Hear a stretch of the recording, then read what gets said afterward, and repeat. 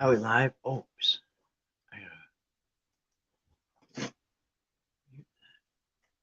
Alright, I think we're live. I had to hurry up and mute because it's just about to come on. Alright. I think it's live. I don't know. It's not saying anything, but I don't know if it's going or not. But anyway, my phone is froze up. It's not doing anything. But I can see on my laptop that I'm live. So very strange. It's not doing anything on my phone. I don't think I've ever seen it do that. Alright, anyway.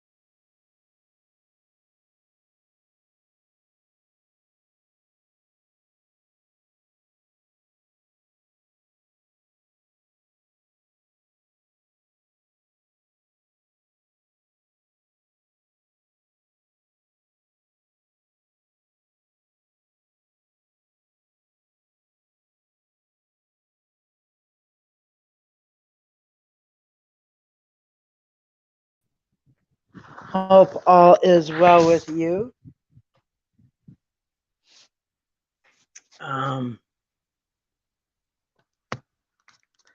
Try to put this in. I'm going to try to put this in the holder now.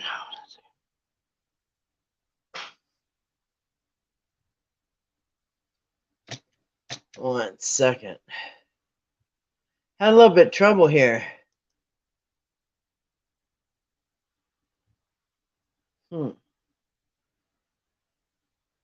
Yeah, I'm having a little bit of trouble here. I may have to restart it. I'm not sure.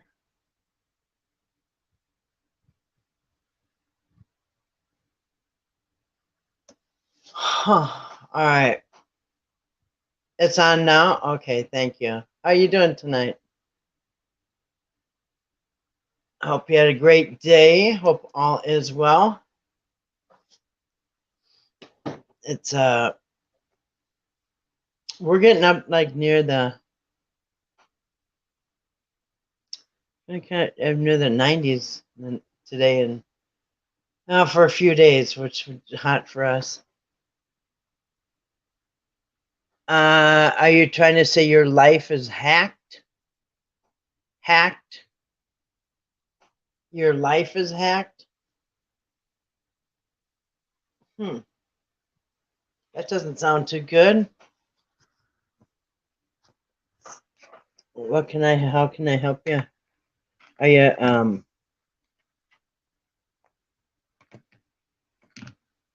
hold on a second. I hope this doesn't shut off, you guys. Hold on a second. You've got to be kidding me. Hold on a second.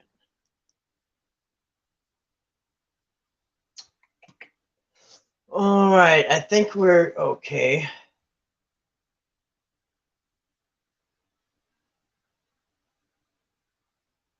All right. Same old. Yeah, sometimes life can kind of suck, huh? But you know, it does have its ups and downs, so I hope you'll have some uptime pretty soon. There's always those valleys, huh? Well, I'm glad to see you tonight. I'm glad you came in. So, good evening to Dee. How you doing tonight, Dee? I hope all is well with you.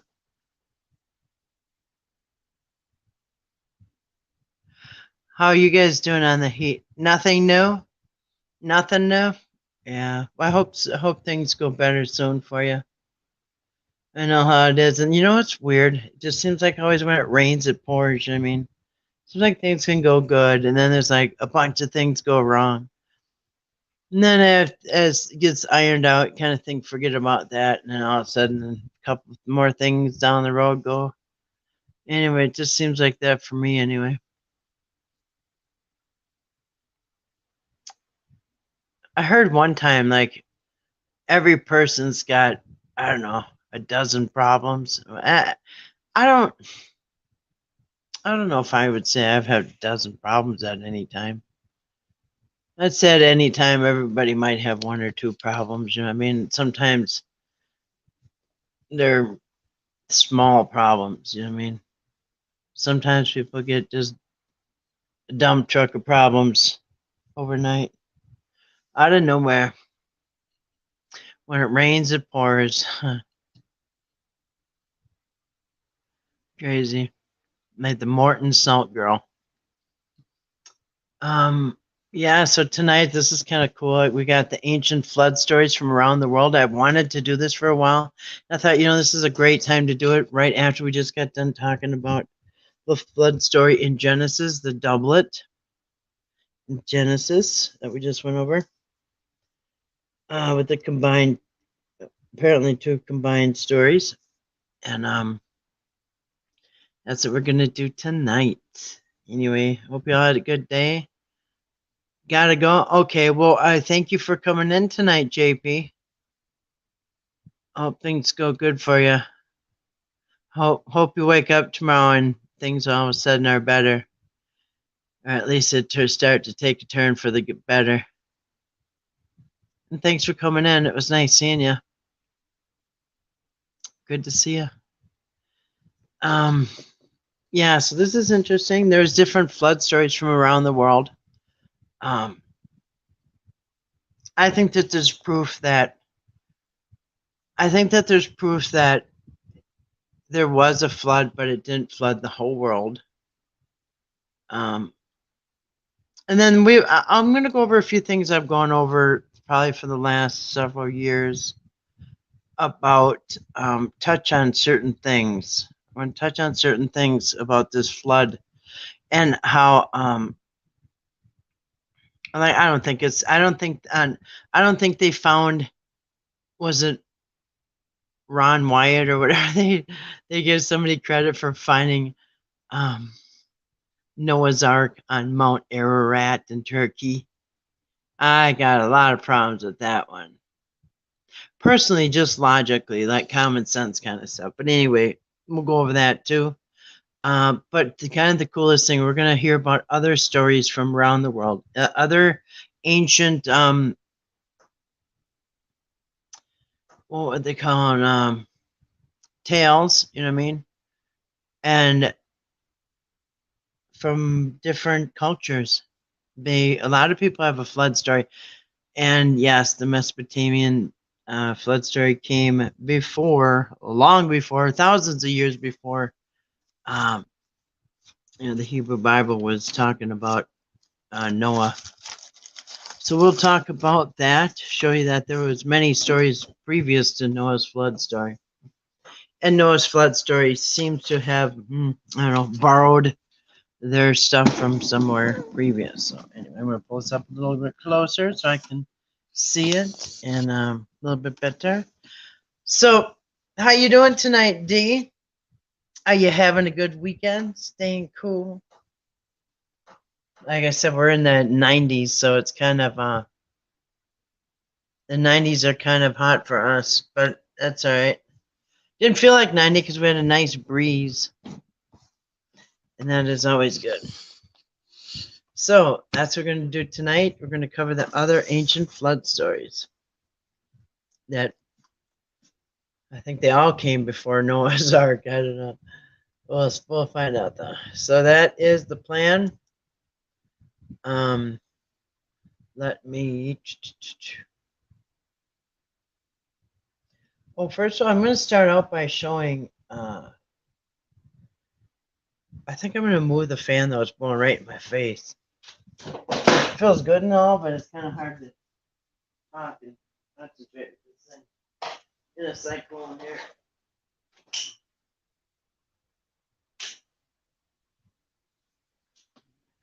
Yeah, a little bit less radical. Okay, so I'm going to start out. I'm going to show you guys some memes about Noah's Ark.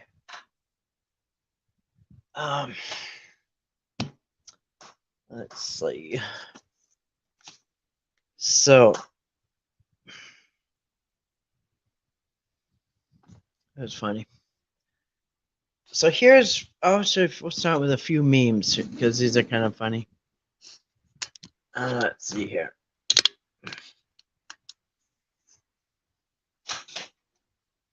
All right.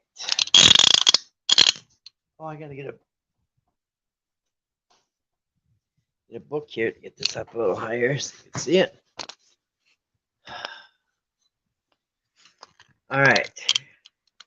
This meme makes me think.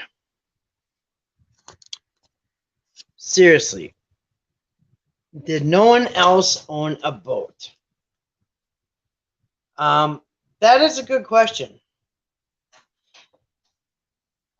Because the only reason Noah needed this big of a boat is because he was going to save 2 of every, or 7, depends what story you read, 2 by 2 of every kind, or 7 by 7 of the clean and 2 by 2 of the unclean. But either way, it was going to pack that boat full of animals and food enough to feed them, so he could save all the species. Now a lot of people think they know this story and stuff, but yeah, so they were going on. So it's like I said, there's 2 stories we went through the other day. So one story you have them going on the boat 2 by 2, and I think it says I don't know exact words, but it's just something like God called all the animals or made them come. Like Noah didn't have to go out and coax them in or anything like that. God led them there, so made it easy. But anyway, but the good question is seriously, did no one else own a boat? Now they had plenty of boats with the top on them. To keep the rain out. You definitely could have survived for 40 days. I think it was 40 days in one story, 40 days, 40 nights it rained, but it was 5 months that they were in the boat. So, I mean, you might have been able to survive for 5 months had you stocked up in food in the boat or whatever. But I mean, if it was raining and raining and raining and all of a sudden you're getting flooded out, I think the family could grab a bunch of food and throw it in the boat, and there'd be boats all over the place. But anyway, but this is kind of one that made me think, well, yeah, seriously, did no one else own a boat? You didn't have to have one that big because you weren't taking all the animals with you, just you and your family. Next one. Oh, here, I like this one. What kind of lights did Noah have on the ark? He had floodlights. I always thought that was funny. That's funny. It's raining and they got birds just out for a little flight here and a couple on the ledge. Elephants. Actually, proportion-wise, this doesn't look really accurate, but the elephant's taking up I don't know, a tenth of the ship here itself. What kind of lights did Noah's Ark had? Of course, it had floodlights.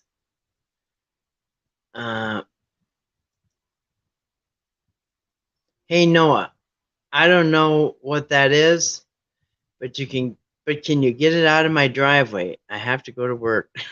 That's a neighbor complaining.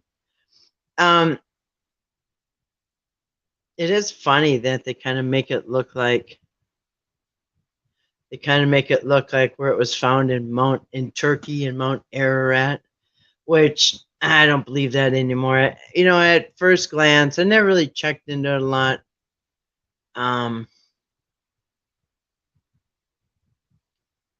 Anyway, but no, I'll tell you why I don't buy it at all now.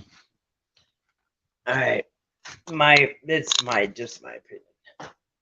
Not feeling very bright? Smile and remember, there are grown adults who actually believe that two penguins walked all the way from Antarctica to the Middle East to get into the Ark. That is a good point. Now, how did them really? Anyway, maybe God picked them up and carried them. I don't know. But to get the penguins from Antarctica to the Middle East and the desert, I don't know. It was a long walk. But it's kind of a good point. If you had to save all the animals in the world, you would have to gather them from all over the place. I always thought this was a weird picture. I see this one where they're. I mean, this is just shows you that there's millions, billions maybe, that had to go through this. You know what I mean? It's not really a meme. Let me see if this is. I'm gonna shrink this one down.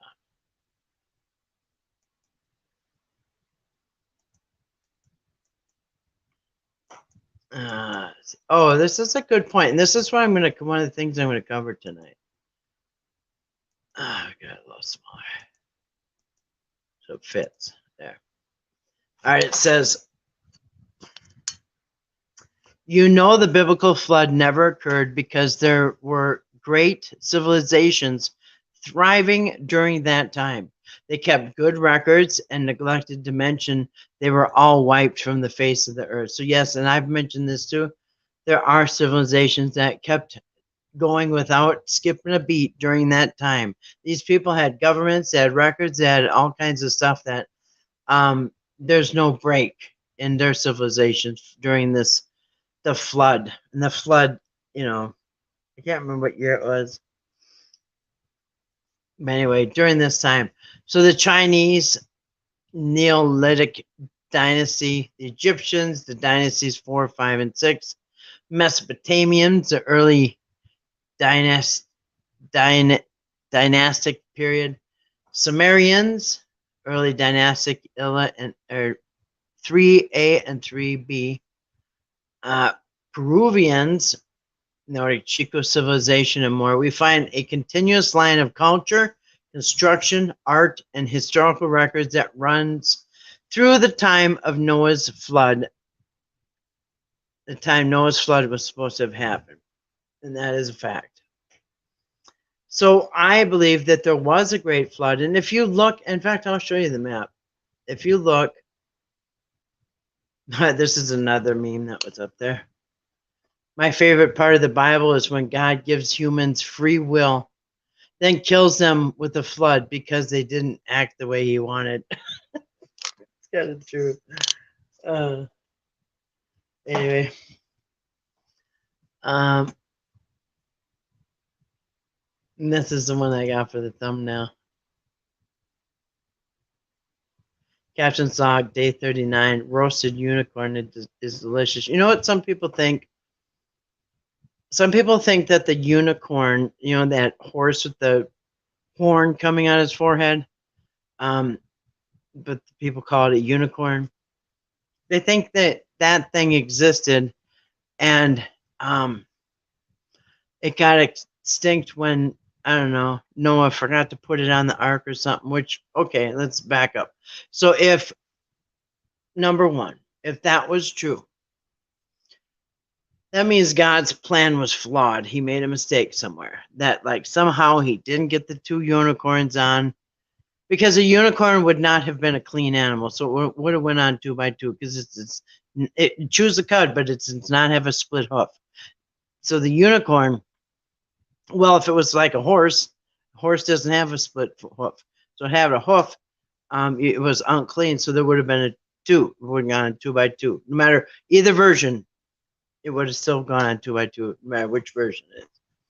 That ends up on going 2x2. So either God made a mistake, the unicorn didn't make the takeoff, or whatever. That means that God flawed somehow. But no, that thing, that unicorn that people think existed before the flood or something, no, it is not a horse with a horn coming out of its forehead. Not at all. Never was. What a unicorn is a rhinoceros. And it comes from the word unique horn. Unique. Unique means single, one of a kind. In fact, hold on a second. I'll show you.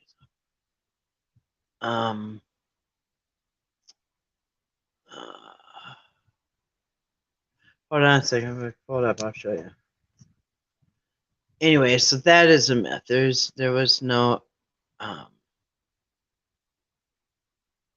horse with a pole coming out of its forehead. Hold on a second. So eunuch. The definition of unique, it comes from the word unique horn.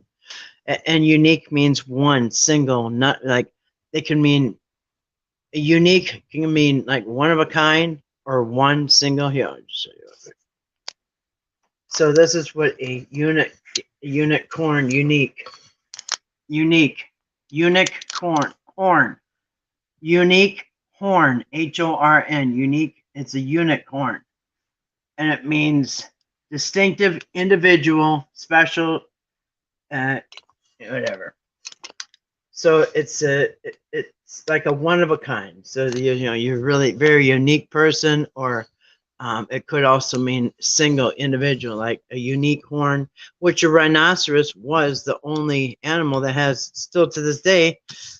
I don't know of any other animal that has one horn, especially coming out of their nose. So that's what a unicorn here. In fact, unicorn, it is a unique horn. And the Bible is a rhino. I'll just show you. So yeah, the unicorn did not get to stay. That was never a. Anyway, that is biblical for a unicorn. Unique horn, single horn. Like I said, I don't think there's any other animal like that. So that is a unique horn. A unique single horn. I mean, there may be saying, might look like that. That's a rhinoceros. I mean, it's a rhinoceros is what it is. So, no, unicorns did not forget to get on the boat. Unicorn is a rhino. Rhinoceros, single horn. Okay, now let's get to the story, shall we?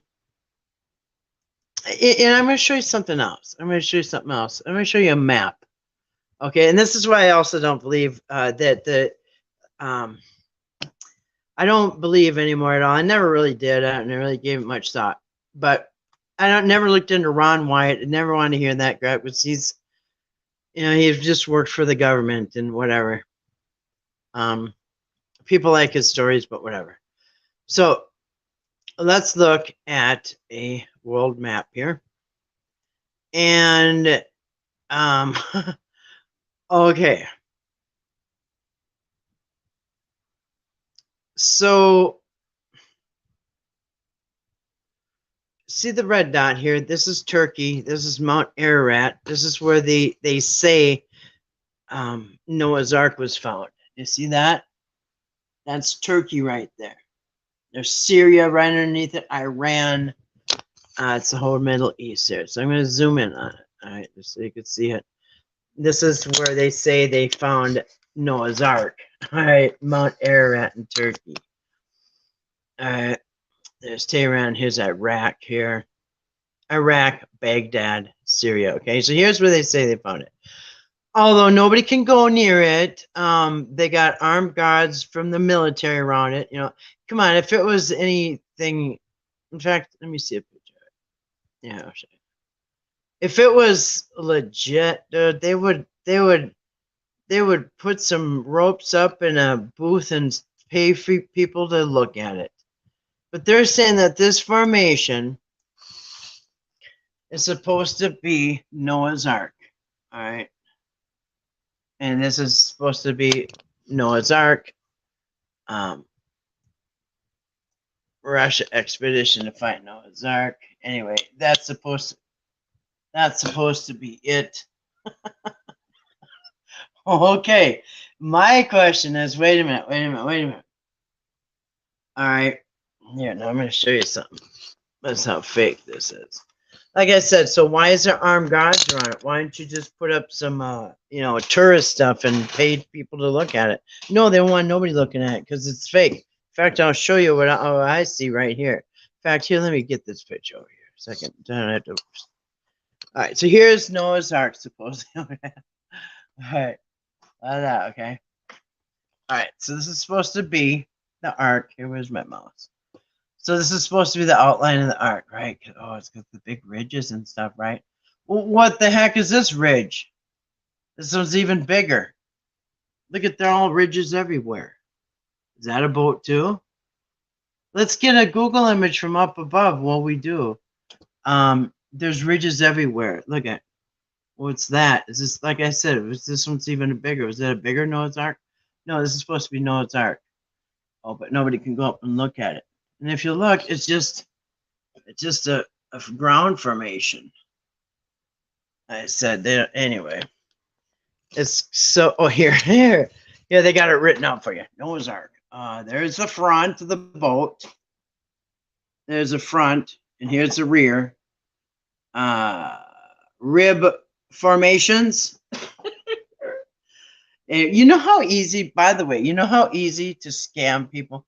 You know how easy it would be to take a little skid loader or something and just like push that crap in the shape of a boat? Anyway, not saying that they did that. But anyway, I don't see this. But I'm going to show you more why I do not think that this is where, if there was a Noah's Ark and if it did go in a flood with all the animals and all the animals did land on Mount Ararat in Turkey, I'm going to show you what doesn't make sense about that. Let me show you that map again. All right, so let's back out on this map. You see where it is, right? That's Mount Ararat in Turkey. This is where they supposedly found Noah's Ark. Actually, there's Armenia right there. All right. Let's see. All right. As you can see, there's formations all over the place. You can zoom in on. You could zoom in on the actual site. You can't see anything like that. Like I said, I could get somebody to go over here with the skid loader and make that same shape in my backyard. Take pictures from one or two angles and say, oh yeah, man, look at that. But then in the background, there's much more ridges exactly like it, even in a bigger boat shape. Anyway, okay, so here's what doesn't make sense to me. If, oh, that's all the further they're going to let me go out. Okay. So here we go. You can still see the red dot where they supposedly found Noah's Ark in Turkey on Mount Ararat here. And, you know, here's Ukraine, Russia, or whatever, right here. So the military's guarding all this. You know what I mean? You can't go near it. There's Mount Ararat. So, I mean, if you believe the Bible and it was the, you know, the Garden of Eden and all that, like civilization started here. I guess it really didn't float too far by the time Noah was walking the earth. You know, he probably still lived in this area. And so the boat really didn't go too far, right? So, okay, here's my question. If the boat landed here with two of every kind of animal or 7 by 7 of the clean animals, and if anybody doesn't know, according to the book of Leviticus, the clean animals is really easy. If it's a beast, like an animal, a big animal, it's clean to eat. If it's got a split hoof, you know, like this, like you know, you're like a deer, a goat. Just think of an animal. It's got to do 2 things in order to eat it. It has to chew the cud, which means it has to eat grass and green stuff. and it has to have a split hoof, like a deer, a goat, a cow, whatever else has a split hoof. So it has to do both. So if it like it's a horse chews the cud, but it doesn't have a split hoof. So anyway, so a horse is not clean. So just picture that. So they got 7 by 7 of the clean animals and 2 by 2 of the unclean animals. But either way, you got a pun intended, you got a boatload of animals, okay? Giant boatload of animals. Okay, so according to the story, you would have to believe that the giraffes got off here. By the way, a giraffe, I think, has a split hoof. I think a giraffe is a clean animal to eat. But anyway, so there would have been 7 giraffes. Anyway, but just think of it. So the giraffes, elephants, rhinos, everything else, tigers, lions, and tigers and bears. Oh my! So everything gets off of here. So you would think that this area right here would be populated with every single kind of animal alive and birds, because Noah brought on all the birds too. Now the fish, I guess they just had more room to swim, right? Because you didn't have to bring any fish on; they just kept swimming with more room, I guess. But he did bring on the birds too, and so 7 by 7 the clean birds and 2 by 2 the unclean birds. What's a clean bird? A clean bird is anything that's not a scavenger or a predator. So if you have, so unclean bird would be anything that eats like roadkill, like a hawk, they call it, the kite, the falcon, anything that eats, what else? The eagle, anything that eats dead stuff would be unclean. And that's why they say pigs are unclean, because they eat anything, and they do have a split hoof, but they do not chew the cud. They just eat anything, dead, live, anything. So there are certain. So anyway, so the birds. Okay, so all the birds got off here, all the beasts got off here, and so this is where all the population of that should be, right? If this story is true, you should have giraffes, tigers, lions. How come all the animals mostly are down here in Africa?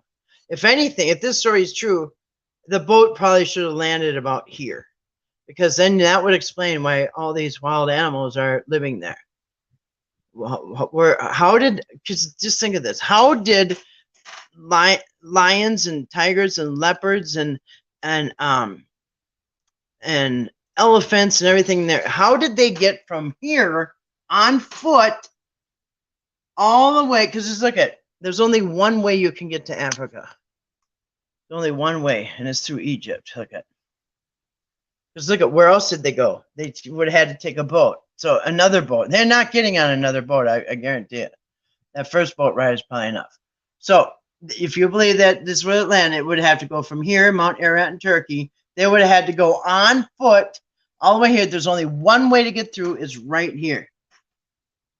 In fact, that's why the Israelites, the Hebrews, they've always claimed that this is why this tiny little bit of Israel here was put here, because back in the day, so when you had the Mediterranean Sea here, there was a port of Joppa. Everything from around the world had to come right through this spot.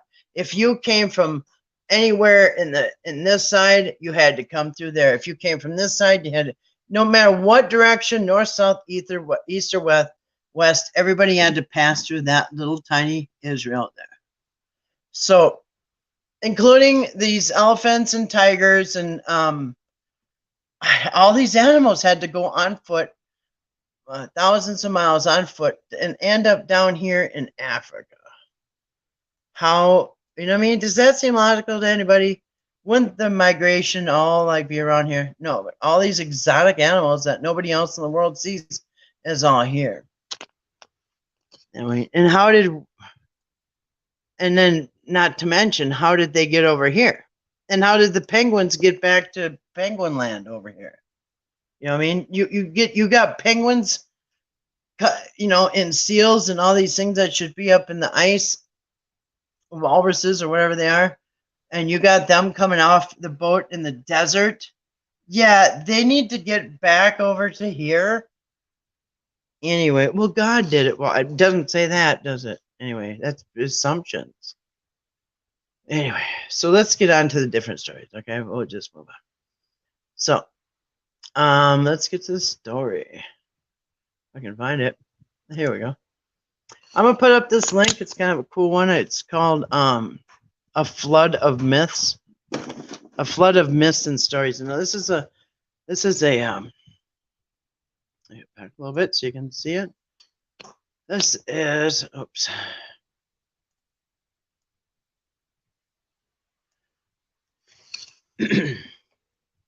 It's a website, pbs.org, independent blog, flood myths. So I'm going to put this link in the chat, and it's called A Flood of Myths and Stories. So this is all the different flood stories from different around the world. Now I'll comment on this, but I'm going to read this. Actually, let me do this right now. I'm going to put copy. Paste it in the chat. Here is the link. So the link is in the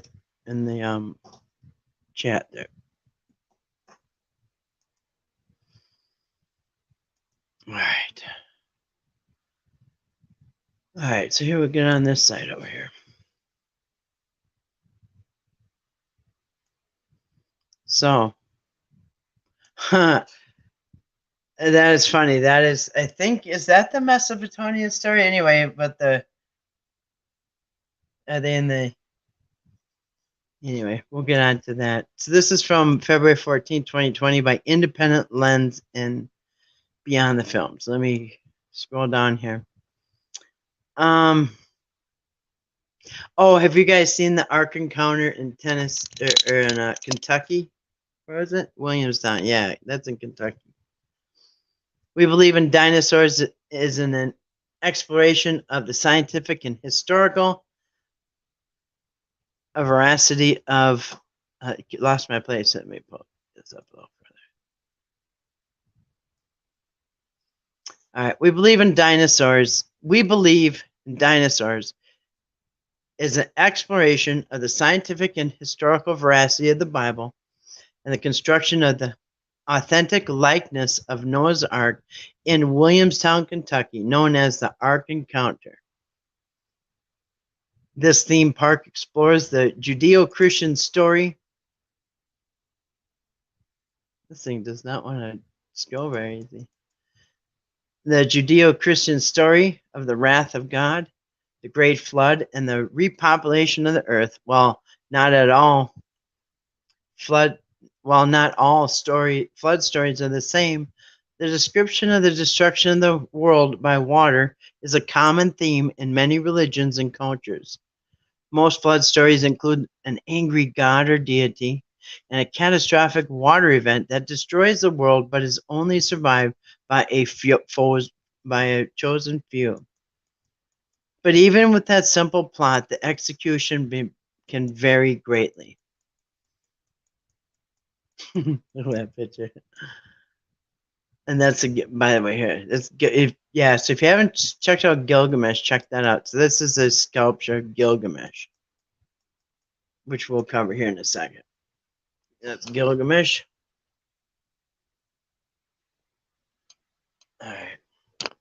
The thing's got like, I don't know, what is it? Some kind of bird feet or something. All right. So that's a go. These flood stories also seem to have significant roots in science. Geomythology is a study of how these stories and geology could intersect. Flood stories may explain geological phenomena such as volcanoes, earthquakes, floods, fossils, and other natural features of the landscape. Now we're going to start with the one that everybody's heard of. Well, I guess most people have heard of. In Christianity, aka Noah's Flood, which comes from Genesis, the Old Testament, or whatever you want to call it.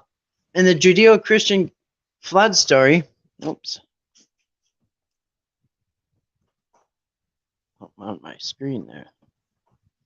In the Judeo-Christian flood story, God became angry with the sins of mankind. He told his faithful servant Noah to build an ark large enough for his family, which included 8 people, his wife, his 3 sons, and their wives. Two of every creature on earth. See how they always do that? They say 2 of each, but yeah, we won't go back into that. We just covered that. Where's the 7 by 7? But anyway, God delivered the promised deluge, killing everyone and everything on earth except the population of the ark. After the flood, the ark came to rest on a mountain top, a detail that is repeated in many stories across different cultures. This was an attempt to show the immense depth of the water, that it was higher than any of the mountains. Noah and his family were the only humans alive and are presumably the origins of the current human race. The same narrative is mirrored in the Quran. The people call it the Quran. Allah told Noah to build the ark. The flood came, and then from Noah, the world began again. So this is also in the Quran. People call it the Quran. Now, ancient Mesopotamia. Now, this came thousands of years before Noah's story. So you can just guess which one came first, right? I think this is probably the oldest one. I'm not sure. Yeah, I think it is the oldest story. Like the first flood story that ever came out was from ancient Mesopotamia, which we show in the map, long before Canaanites and Genesis and all that. And you can learn about and it's called the Epic of Gilgamesh. And there's a lot of videos on YouTube. There's no shortage of Gilgamesh videos that you can watch. It's very similar to the same story. So in ancient Mesopotamia, perhaps the oldest flood story is one of the earliest stories known to man, the Epic of Gilgamesh, recorded on 12 stone tablets. Yes, tablets. It's not a Mandela effect. Tablets are stone things people write on. Recorded on 12 stone tablets, this is among the first pieces of literature in history.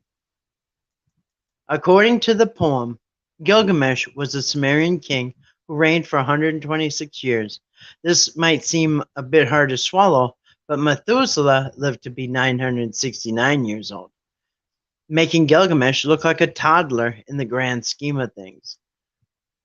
After the death of a friend, Gilgamesh began to search for immortality and met an immortal man named I don't know how to pronounce it. Utnapishtim. I don't know how to pronounce his name. Whose story was very much like the story of Noah. So this guy here is the Noah of Mesopotamia.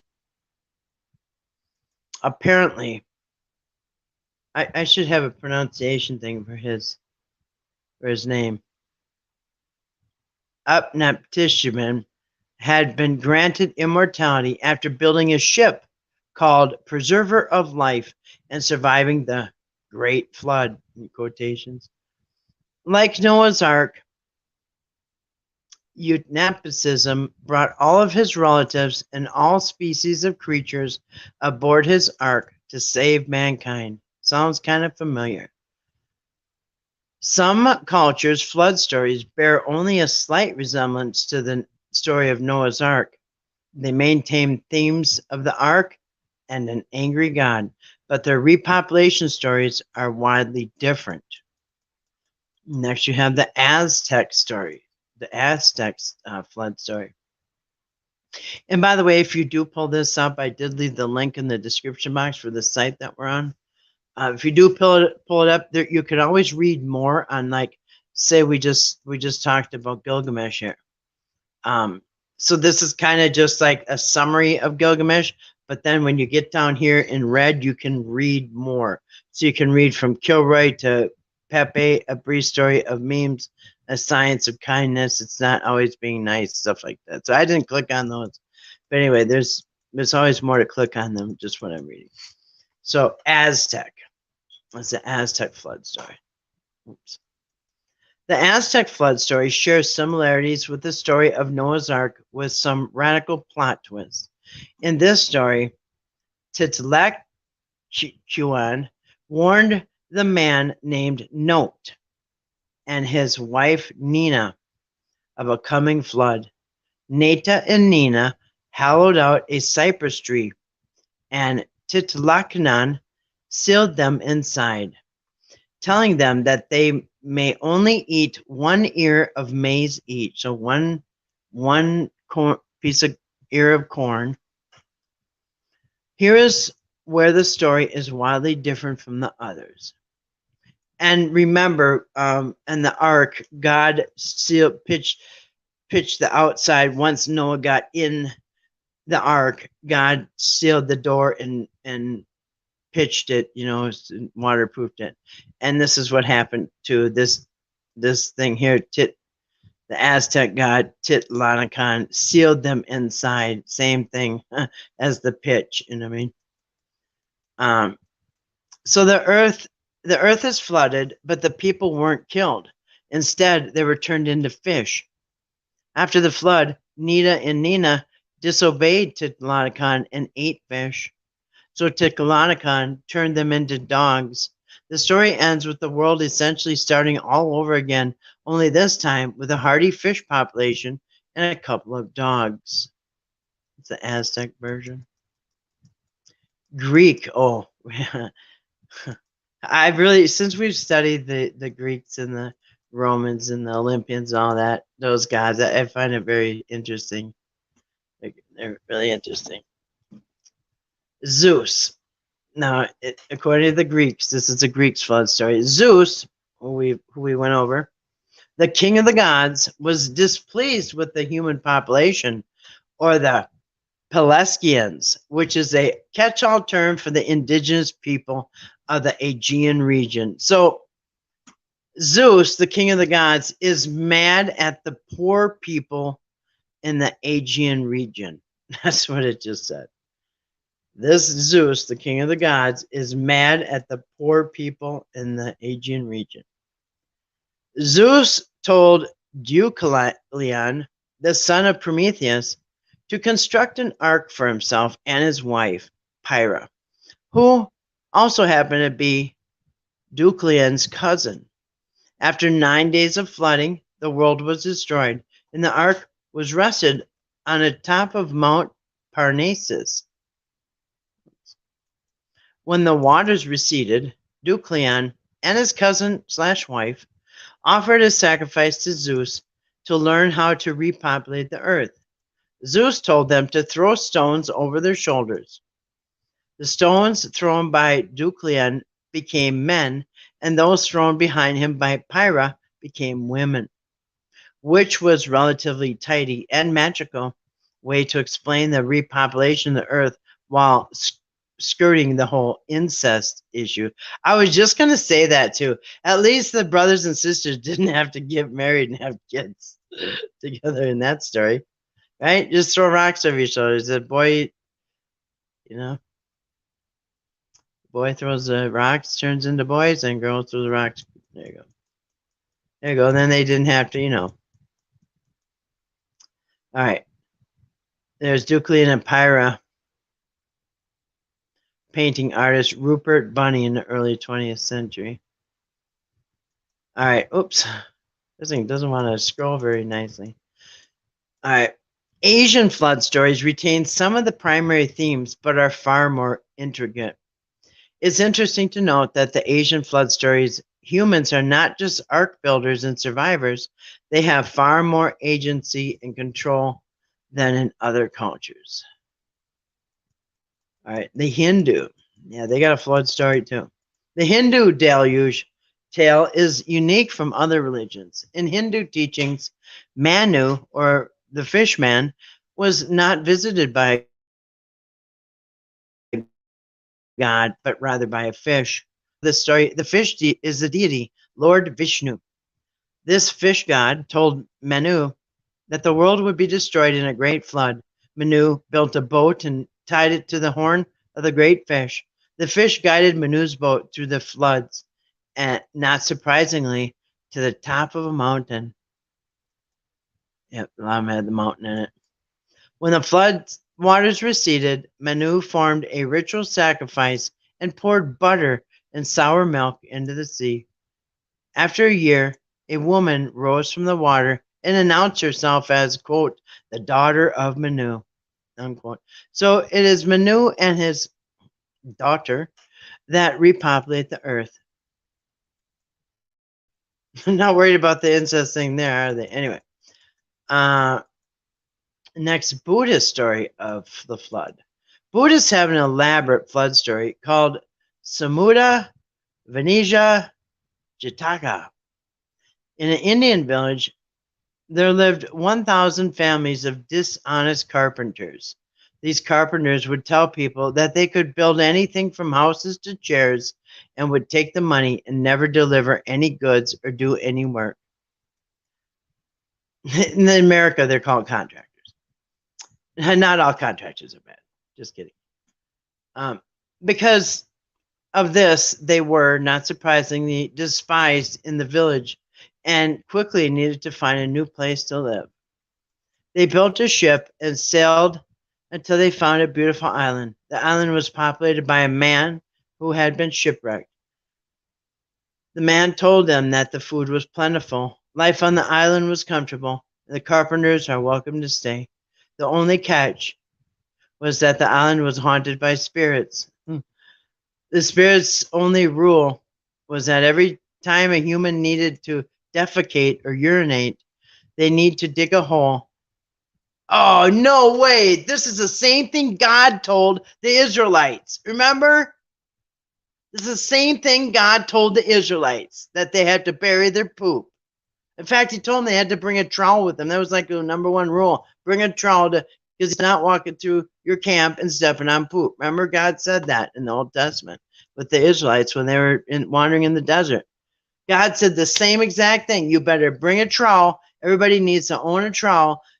Bury your poop and your pee because I'm not coming into a camp where there's poop. And God said the same thing to the Israelites. It's weird. The Spirit's only rule was that, this is just so weird. The Spirit's only rule was that every time a human needed to defecate or urinate, they need to dig a hole and cover it up when they were finished. The spirits wanted to keep their island clean, and who can blame them?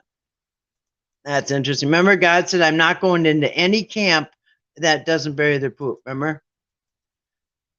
The carpenters loved the island and decided to have a big party to celebrate their new home. However, they became drunk on fermented sugarcane and quickly ignored the rules and pretty much defecated and urinated all over the island. The spirits were furious and decided to flood the island with a giant wave on the full moon. While the spirits were angry, they didn't want to kill the carpenters, they just wanted them gone. One spirit became a ball of light in the sky and told the people that because of their carelessness, the island would be flooded and that they should flee for their lives. Another spirit was angrier at the carpenters and wanted to trick them. So he appeared in the sky announcing that the previous warning about the flood had been a lie. He said there's nothing to worry about. Everything's fine. Keep on partying. And there isn't gonna be a flood. They're just kidding. Those 1,000 carpenter families were ruled by two men, one wise and one very foolish. The foolish carpenter believed the other spirit and told them to stay, relax, and enjoy the party. The smart carpenter told his people to build a ship just in case they weren't kidding. While the wise man built the ship, the foolish man stayed and proceeded to drink more. On the day of the full moon, as the spirits promised, a giant wave came up and flooded the whole island. The wise man set sail with his people, while the foolish man and his people died. All right. Row. Look at that thing. Is it? Goodness. Oh, it's got a third eye on its head. Look at it. It's got an eyeball. Got a third eye. You see that? It's got a knife, dagger, and a hatchet. And yeah, look at that. It's got a third eye in its forehead. Interesting. Oh, it's got chicken feet too. Look at, or hawk, some kind of bird feet. Like that's an eagle feet or something. I don't know. Some kind of bird. All right. God of Thunder of Chinese mythology. That's who it is. Okay. God of Thunder. Look, he's flying on that thing there. That's the God of Thunder in their Chinese mythology. Chinese got a third eye there. All right. What is interesting about this story is the flood was limited to one island, not the entire world. While there is an ark or ship, there was no need for repopulation, as only a small number of people were killed and not much land destroyed. And this may be the only flood story with the close ties to bodily functions. All right, next, China. Oops. There's a China story. Throughout history and even today, flooding has been an enormous problem in China. The success of any emperor's reign would be judged on how well they dealt with flooding and protected the food supply. The Chinese may have stories and myths about floods, gods, dragons, and spirits. Just as in other flood stories, there are few survivors. But the Chinese flood story has a very complicated repopulation tale. One day, a farmer managed to capture and imprison a thunder god. The farmer went into town, but warned his children to stay far away from the caged deity. The children took pity on the thunder god and released him. In gratitude, the god warned them that there was going to be a great flood. He gave the children a presumably very large gourd and told them that they would be safe from the waters as long as they were inside the gourd. The rains came. The brother and sister got inside the gourd. They were the only people to survive the flood, and having a brother and sister as the only survivors made the repopulation part of the story a little tricky, since the incest taboo in almost every culture is very strong. There were a few different endings to this story. In one version, the brother and sister were given a special pass from the heavens, like it's okay just this one time to have, to procreate, brother and sister. In another version, the sister put her brother through many seemingly impossible physical challenges before agreeing to marry him. He completed the task, they married, and she had a child. The child was born damaged, without arms and legs. The brother killed the baby by cutting it up and throwing the pieces over the hill. The next day, the brother and sister found that the pieces had turned into men and women. In another form of the story, there's no incest at all. The brother wasn't able to meet the sister's challenges, and they didn't marry or procreate. Instead, they repopulated the human race by creating humans from clay, which is funny because remember, in there's two creation stories, one in Genesis 1 and one in Genesis 2, which we just went over recently. And the one version, God speaks man and women into existence. He speaks them into existence, men and women on the same time, and saw that they were good. In the other version, he made Adam from the ground out of what? Clay, dirt. Yeah. So anyway, it's funny because one of the creation stories, Adam is made from clay. From the dust to dust, ashes to ashes, dust to dust. All right, now the Norse story. I gotta sit here. The Norse story. You see how there's little bits and stuff like the thing about going to the bathroom without burying it and stuff like that. Like, what are the odds that the story is going to be in Exodus? That same point. I mean, from thousands of years earlier. Like, I don't know. Maybe it's just a common thing. I don't know. Anyway, Norse. The Norse flood story is starkly different from the others in that the world was flooded, but not with water. When Odin and his brother Vili and V killed the giant Ymir, the blood poured from his body and flooded the earth. The blood that poured from his body flooded the earth. That's right. The earth was drowned in blood. In this literal bloodbath, a single frost giant named Berglimmer and his wife made an ark and were saved and repopulated the earth. So instead of Noah and his wife, it's Berglimmer and his wife. All right.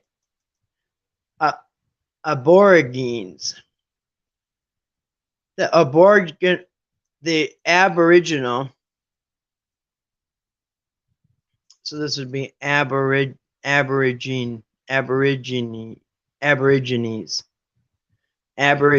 Okay, the Aboriginal culture is a history rich in storytelling, and their flood story has a noticeable lack of common elements.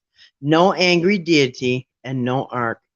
But the story is so entertaining that there are several children's books about the frog who flooded the world.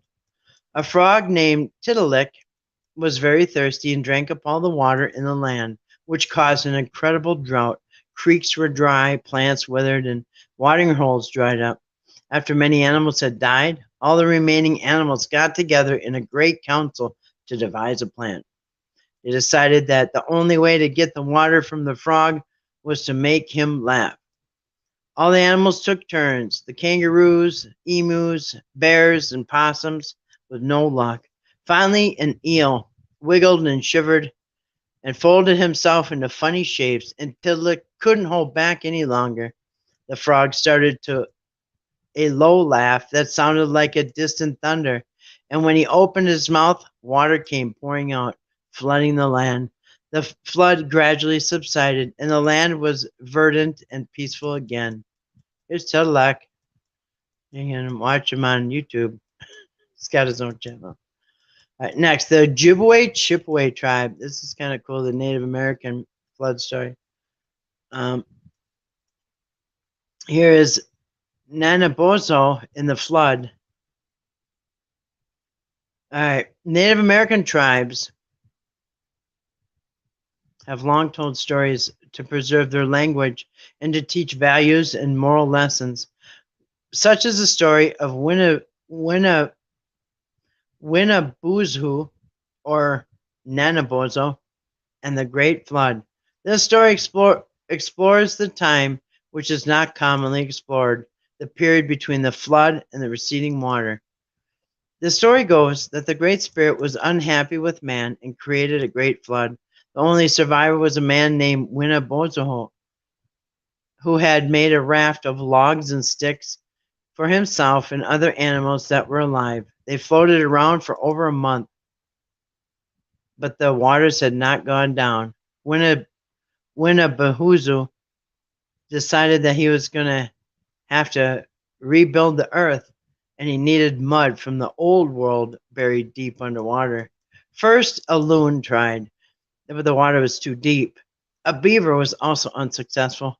While they were arguing about who would try next, a coon, a small duck named Edgejade, said that he would try. All the animals told him to go away, that he was too small. Then they continued arguing until the sun went down. Suddenly, someone noticed the body of the little coon floating on the surface. Winnaboozoo picked him up and saw a small piece of mud on his bill. He revived Edgejade and flew away. Winnaboozoo shaped the mud, and it became bigger and bigger. He needed a place to put it, and a snapping turtle, Micanac, offered his back. The land grew and grew until it was the size of the whole earth. You guys, there is stories about that. There is stories about that, about the turtle that was a floating land, or whatever. Grace just brought it up the other day. Civilization was living on the back of a turtle. Anyway. Next, the reality in flood myths. Flood stories pervade. I think this is the end of it. Yeah, this is the end of it. Oops. Where did it go? All right, here's the end of it. The flood stories pervade hundreds of cultures, and there are striking similarities to many of the accounts. It seems that at least some of these stories could be based upon actual events. Geologists have proposed the possibility of a great flood in the Middle East that at the end of the last ice age, which is about 7,000 years ago. At that time, the Black Sea was a freshwater lake surrounded by farmlands. The hypothesis is that the European glaciers melted and the Mediterranean Sea overflowed with a force that was 200 times greater than Niagara Falls. I think it was the mud floods myself. That would be an incredibly fast-moving wall of floodwater. There's a physical evidence that supports this theory, including Stone Age structures under the Black Sea. Other theories include tsunamis that suggest comets might have caused the flooding as well. I think they were the mud floods, the Titanic or whatever they call them. The big question is, will there be another catastrophic flood with the increased deforestation, climate change, and rising levels? We see it headed in that way, direction to own flood story. So anyway, I don't really believe that. I don't really believe the climate control or any of that stuff, or climate change or whatever. Personally, myself. So I don't know. I think these are stories that were handed down as far as records go back from Mesopotamia. Gilgamesh. And in fact, I'm going to show you that map one more time, and I'll show you what I think happened. I'll show you the map. Here it is. All right. So, and this is probably, okay, so you see, it's not really, this is further so I can get back. There's United States. So here we have Africa. Here's Egypt. Now, what would make sense, do you see how probably easier it would be? See, there's a waterway here, a waterway here, water. They're surrounded by water. This land here is surrounded by water. So, yes, I believe it would be with lots of rain, it would be easy to flood this part, all this part here, just because it is surrounded by water. So if you get enough rain, get the levels up, a lot of this water would come together. You know what I mean? So yeah, I believe like this part here could have been flooded out, easily flooded out. You know what I mean? Because there's so much, there's more water than land in certain places. You know what I mean? So look at Turkey, that would probably, I mean, with enough rain, it's surrounded by water already. You know what I mean? Oops, what the heck? It's surrounded by water already. So, you know, and here, this is the Mediterranean right here. You know what I mean? So just because they got flooded out, they might thought the whole world, but they can't see over here. They can't see up there. They can't see Russia. It's not like Sarah Palin. She said she can see Russia from her porch. Well, I don't think Noah in the ark, I don't think he could see Russia from his porch. Let alone United States and all these other places that, you know, you can only see so far. So maybe for as far as they could see, it was flooded. But that doesn't mean that that these people over here were flooded. They were flooded. Doesn't say South America was flooded or Australia got flooded. I mean, Russia got flooded. Anyway.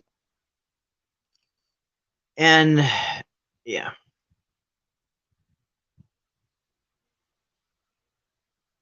And just think about it. A lot of those stories we just went over came from this area. I mean,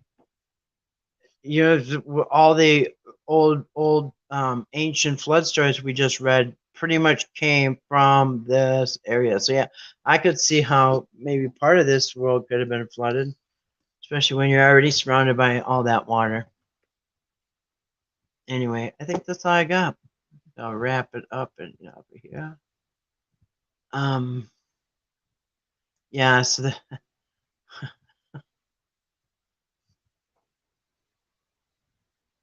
and by the way, one of the things that they say prove this might be the Noah's Ark or whatever, although they won't let nobody near it,